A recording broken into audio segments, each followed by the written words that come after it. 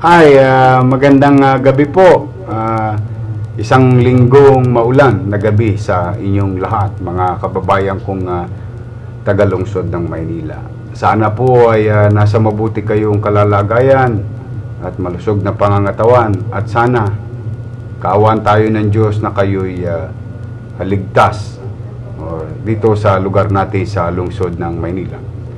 Bagamat nalulungkot po tayo ay yung ating mga kababayan, yung mga kaanak ng mga batang Maynila sa Bicol region ay patuloy na sinasalanta nitong bagyong Rolly.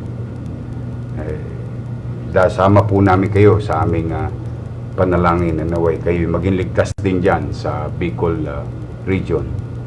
At kami po ay biglang nag-live ngayong linggo sapagkat nais po naming i-update kayo mga kababayan sa kaganapan. The whole madaling araw hanggang kanina maghapon tungkol sa ating syudad. Now, if I'm not asking too much, please share this broadcast to your loved ones and to your friends and sa mga community. Bago po kumapunta sa ulat ng mga sitwasyon o situation report ng siyudad ng Maynila, ay nais ko muna kayong i-update. Ngayong araw po na ito ay nagkaroon po tayo ng 42 new cases ng coronavirus, at meron na po tayong 471 na active cases. At salamat sa Diyos, meron tayong 136 na gumaling at ligtas na sa kapahamakan dulot ng coronavirus. Nakikiramay po tayo sa isang pamilya sapagkat isa sa kaanak nila na tagalungsod ng Maynila ay sumakabilang buhay dulot itong coronavirus. Nakikiramay po kami sa inyo. Ngayon mga kababayan ay patuloy pa rin kahit na tayo'y hinahampas at hinahambalos ng bagyong Rolly ay as you all know, yesterday, Saturday and Friday during the Capital Report, inatasan ko ang mga iba't ibang ahensya ng lokal na pamahalaang lungsod na maging alerto at patuloy na maging prioridad ang coronavirus at kasabay na magbibigay ng ample resources to address yung mga pwedeng mabiktima ng bagyo, no? At today ay nakapaglunsad pa rin tayo ng swab testing, ng mass swab testing. Meron po tayong 135 na individual na swab. Maraming salamat sa ating mga kawani, dedikadong kawani ng Manila Health Department, sumusunod sa ating pulisiya na maging top priority pa rin no matter what, no matter how hard it is, no matter how challenging it is. With our situation with this typhoon, ay patuloy na natin bibigyan at patuloy bigyan ng atensyon itong coronavirus. Kaya po as of today, we have tested 40,454 na mga kababayan natin na sa lungsod ng Maynila simula po ng magkaroon ng infeksyon sa ating syudad. Yan po ay libreng nakukuha ng mga kababayan natin, whether they are suspected, probable, o kaya do sila napasok sa ating mass swab free testing sa lungsod ng Maynila. Ang susunod na gagawin ng ating mga Manila Health Department ay itetest naman yung ating mga evacuees na aking ikukwento sa inyo maya-maya lamang kung ano naman ang ginawa ng ating lungsod sa evacuees, kalye at kung saan pa sa lungsod ng Maynila, no? At nais ko lamang ipaalam, dulot ng malakas na hangin, pansamantala natin sinara yung serology testing natin, yung drive-thru at saka walk-in, sapagkat ito po ay kung maalala nyo kagabi, pinabaklas ko lahat ng tent, no, na maaring liparin itong malakas na hangin dulot ng bagyo. So sa atin namang capacity, no, kakayanan ng ating pamahalang lungsod na sugpuin, sagupain itong makapaminsala na coronavirus, tayo po ay may 26% na lamang na occupancy rate so far, salamat sa Diyos. Yung ating mga COVID beds sa 6 na ospital ng lungsod ng Maynila. At sana po talaga ay magtuloy-tuloy na. Yan ay ipinagpapasalamat ko sa inyo, mga kababayan, na patuloy kayong nagdidisiplina at nangangalaga sa inyong sarili at nagmamalasakit sa inyong sarili na pag-ingatin ang inyong sarili. Para nyo na rin pinagmalasakitan ng inyong mga mahal sa buhay na naghihintay sa inyong kanikanyang bahay. So muli po, mga kababayan sa lungsod, paigtingin po ninyo ang disiplina, personal na disiplina, sariling disiplina. Tingin ko po, pag tayo nagtulungan, pamahalaan at mamamayan, magtatagumpay din tayo dito sa coronavirus na ito. Sa atin namang mga itinatag na quarantine na facilities, no? As of today, we only have 34% occupancy rate, no? At salamat ulit sa Diyos at patuloy ang pagbaba, no, ng needs for quarantine facilities, no? At hayaan po ninyo sa maliit naming kaparaanan ay patuloy naming paiigtingin ang kakayanan ng lungsod ng Maynila na una, maipaghiwa-hiwalay ang malulusog at may sakit. At ang may mga sakit, mailagay sa tamang pasilidad. Kapag ikay asymptomatic, hanggat maaari, sa quarantine facility. As you can see in your screen, na meron naman tayo pang kapasidad. Kapag meron naman mga pangangailangan, sila'y positibo at kailangan sa ospital.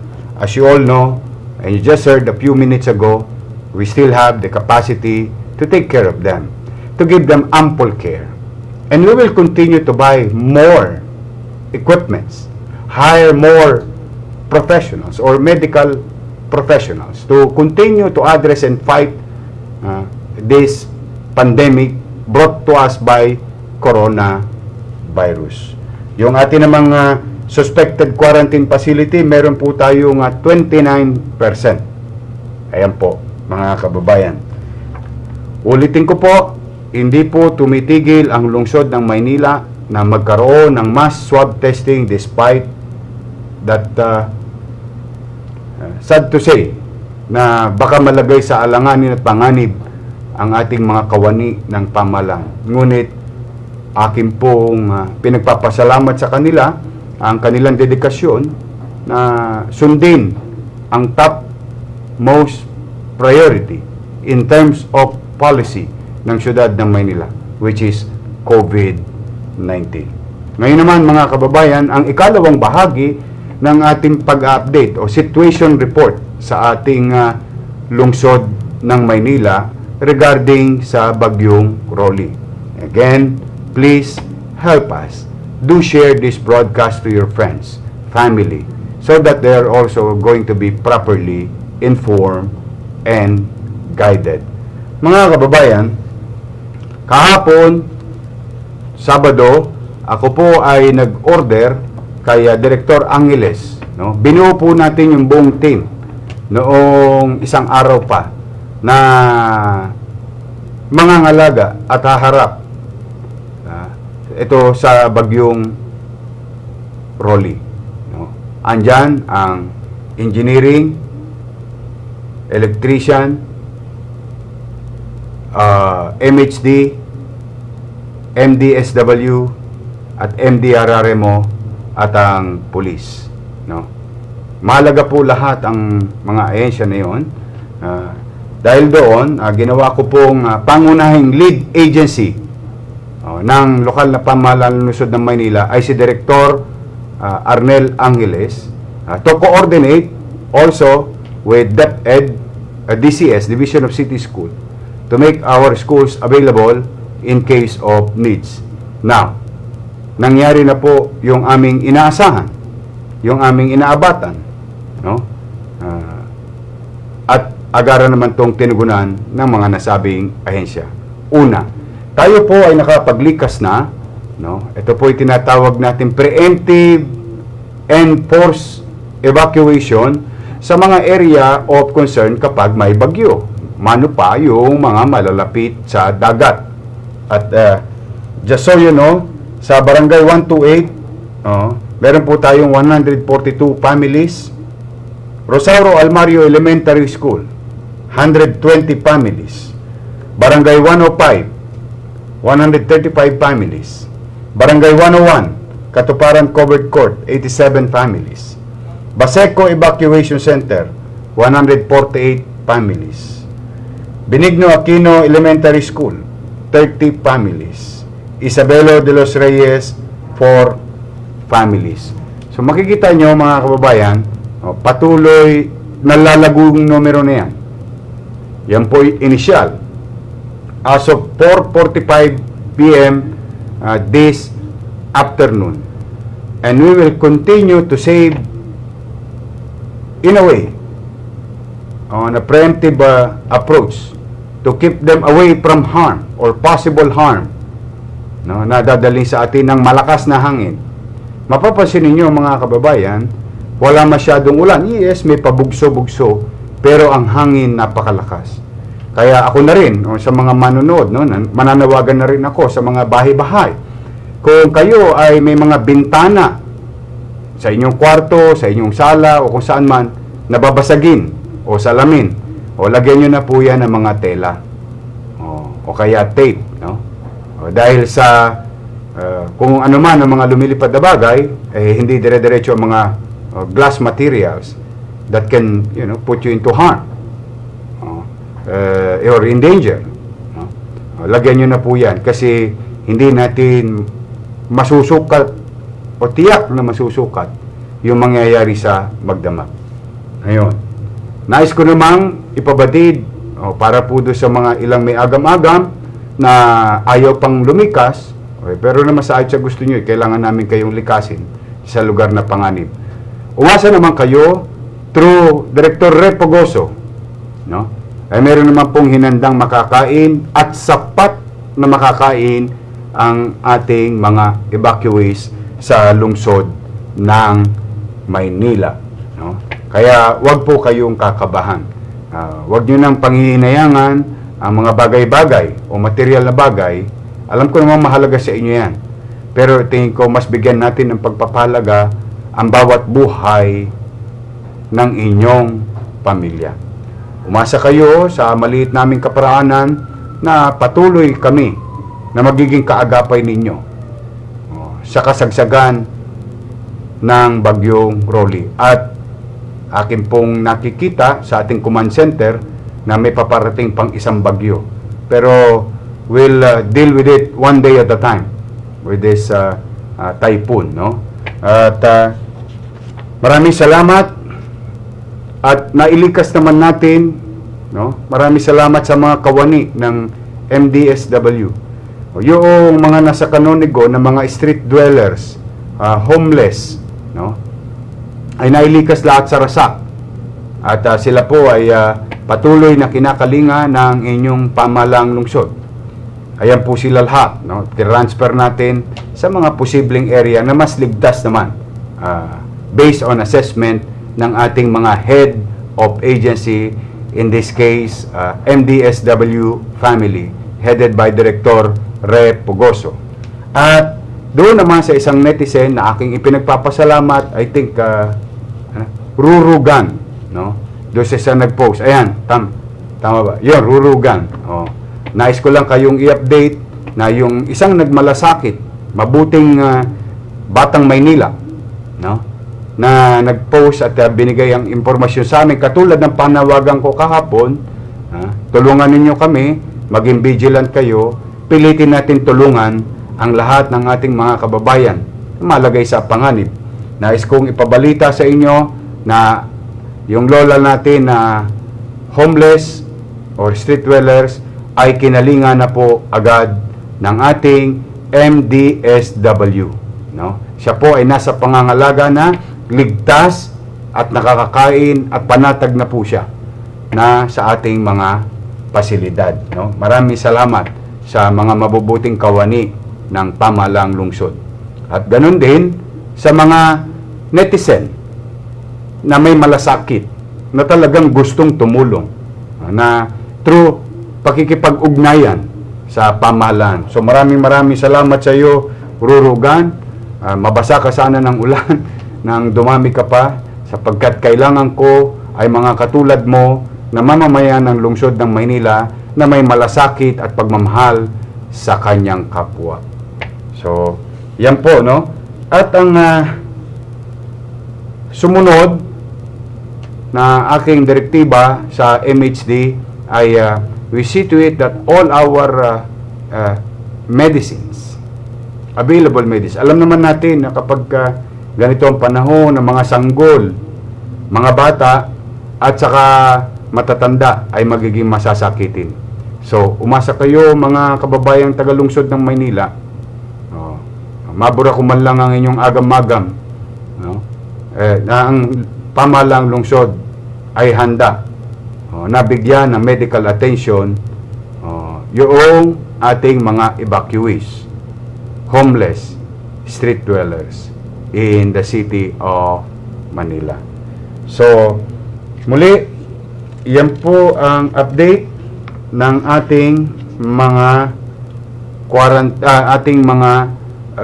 evacuation site. With regard to the safety of everyone in the community, in major roads, streets of the city of Manila. As you all know, yesterday, I gave directive to Engineer Andres, DPS Director Kenneth Amorao, and City Electrician Randy Sadak to make some preparation and to make our resources, logistical resources, available. Yes, it's true, mapanganib. Ganun talaga sa gobyerno. Kailangan natin ng dedikasyon, no? At mapaniguro at mapapanatag ang kaligtasan at damdamin ng ating mga kababayan. Kaya bagay na let me take this opportunity to thank each and everyone from the City Engineering Office, DPS, and City Electrician. Yung mga nireport ninyong mga puno na ako naman na naghikayat sa inyo, siya na po ang pinagtatanggal, as you can see, no? In the middle of this typhoon, nasa kalsada ang ating mga dedikadong kawani ng pamahalaan. And as we speak, there is this one street, nireport ng isang netizen. Tingnan mga Julius, sa community yun, yung puno, nasa kawad na ng kuryente. As we speak, I was informed, it was addressed immediately, and as we speak, patuloy itong pinuputol, no?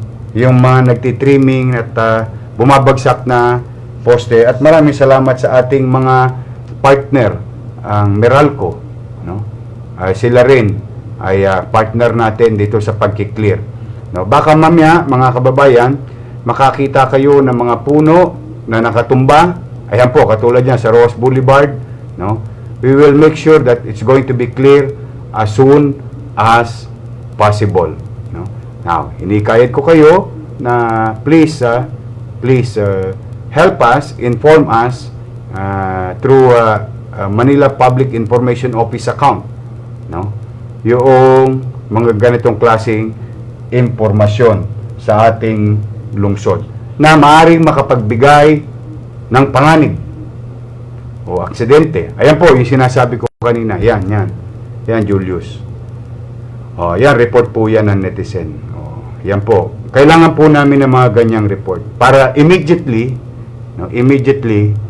we can pull our resources and send it there to keep everyone away from harm. Yan po. So maraming salamat sa ating MDRRMO at City Engineering Office and DPS. Please continue. At baka mamaya lumakas pa. Although, from I think signal number 4, signal number 3 na lang. Tama ba ako, Cesar? Signal number 3 na lang ang Metro Manila, including Manila.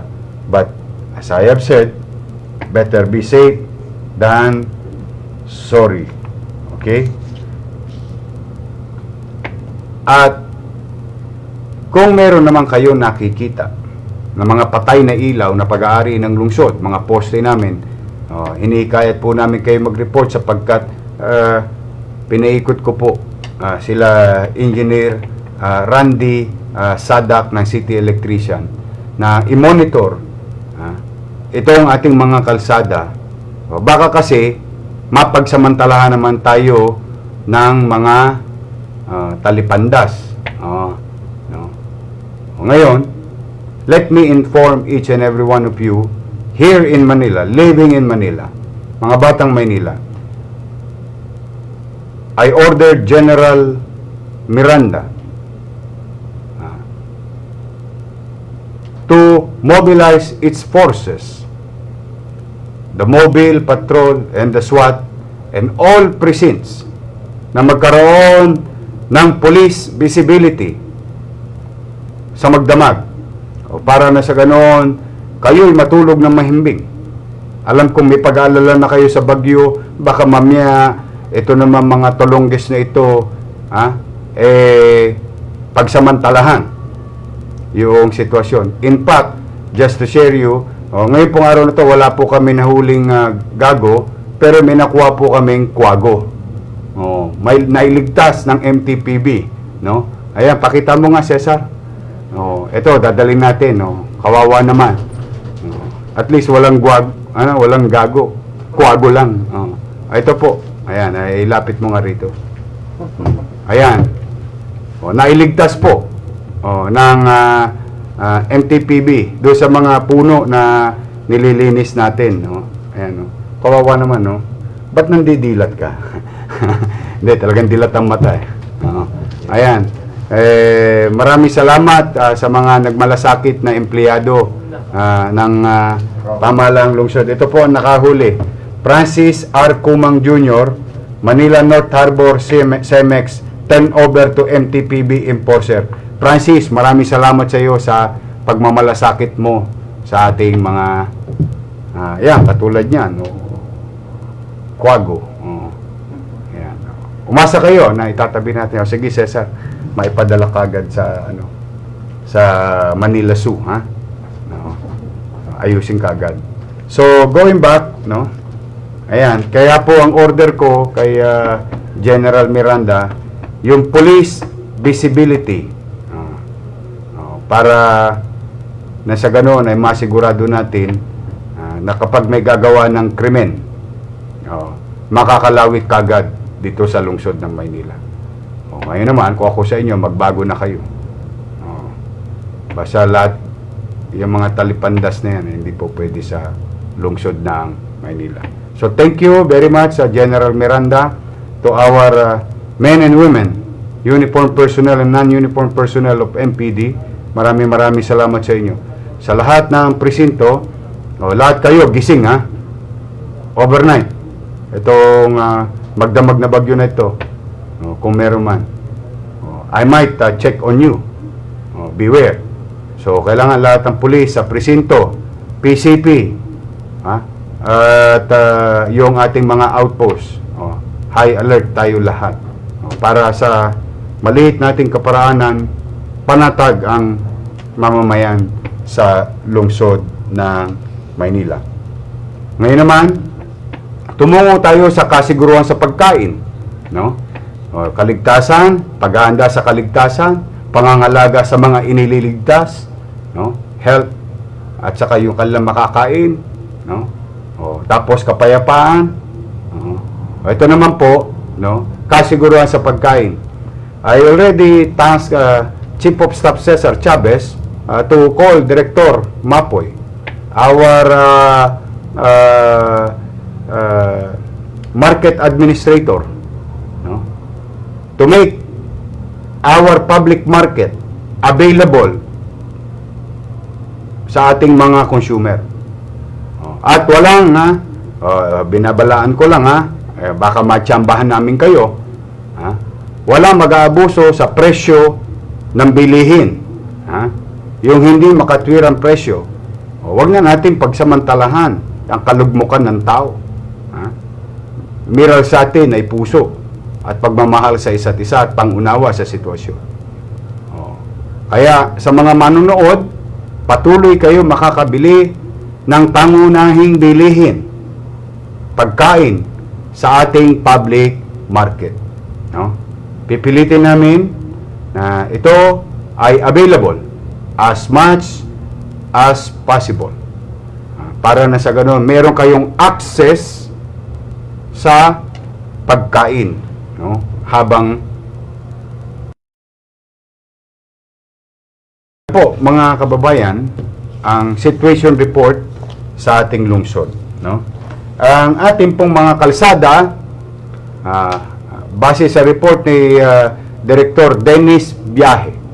As you can see, I don't know, Julius, pakita mo nga na ang ating mga kalsada ay walang baha, suloy, available at less obstruction, no? Malinis, walang nakahambalang, so far, and hopefully wala ngang panganib. Pinaiikutan po natin ang lahat ng major thoroughfares sa lungsod ng Maynila to monitor it in such a way that those Manilans and non-Manilans who will pass by or pass through our city roads and national roads are safe or maiiwas sila sa panganib. So, i-update din po namin kayo bukas ng umaga naman anong kalalagayan ng ating mga kalsada. So, for the meantime, maaari po namin masabi sa inyo, it is safe to say, kahit na medyo lumakas ang ulan kanina, so far wala pong baha sa lungsod ng Maynila. So, para lang po sa impormasyon ng lahat ng tatawid, dadaan na hindi taga Maynila at taga Maynila rin sa lungsod ng Maynila.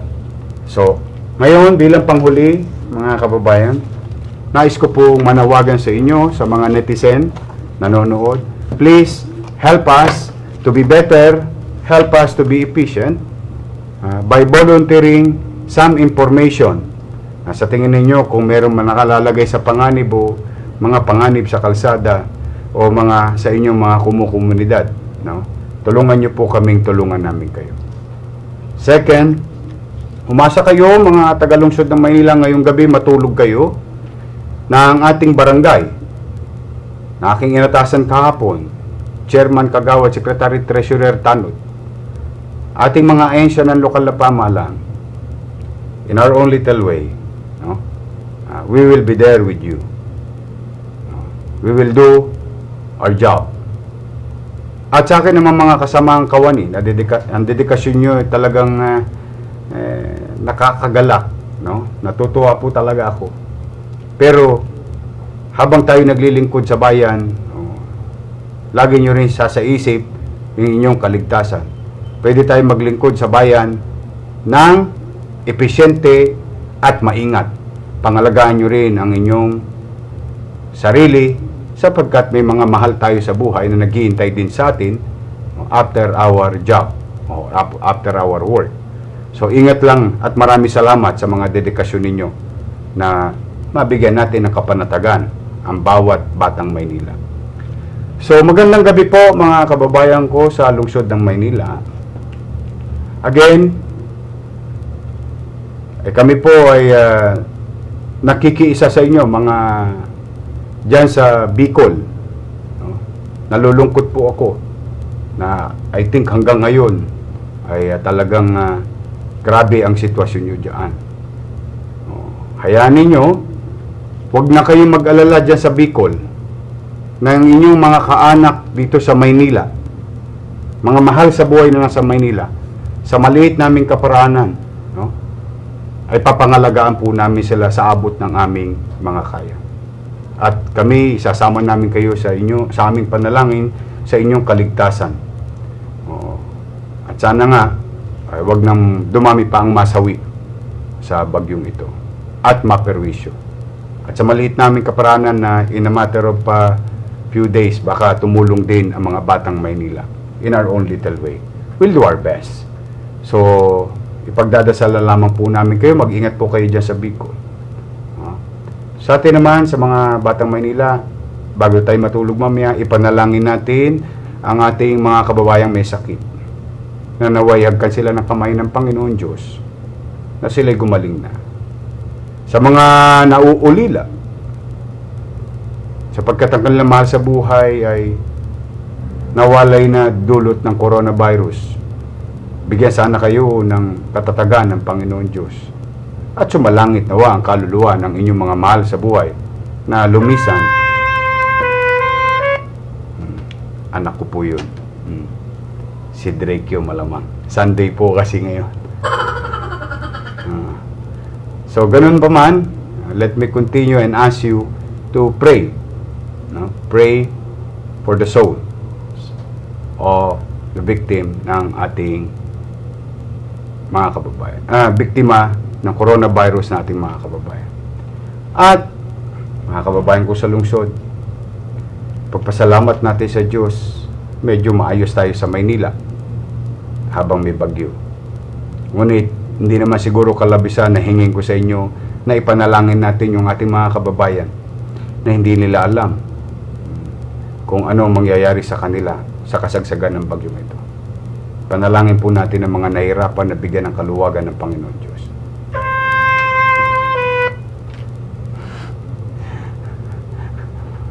Sunday po kasi.